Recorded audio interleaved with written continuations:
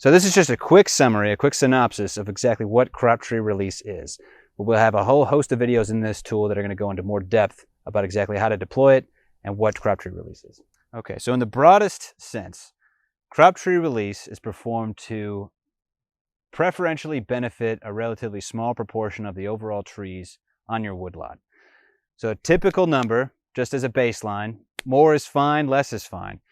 But a good common number of crop trees that folks preferentially benefit on their property is 20 to 30.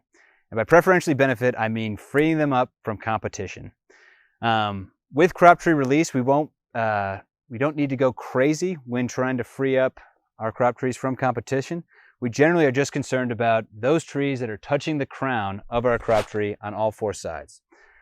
Typically, again, there are different degrees in which you can deploy a crop tree release, but generally speaking, it's best to remove competitors on all four sides of your crop tree's crown.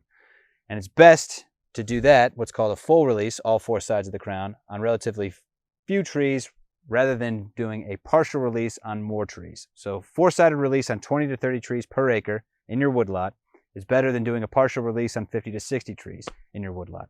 And that's because 20 to 30 trees per acre is generally about 50 to sometimes 90% of the overall value in terms of economic or ecological value in your stand.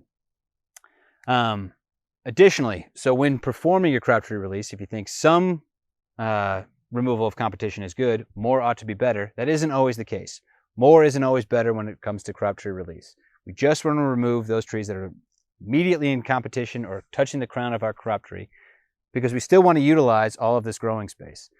If we overdo it and we kill more trees out from this stem than we have to, we're generally creating a vacuum and allowing other species that we don't want to fill in the void.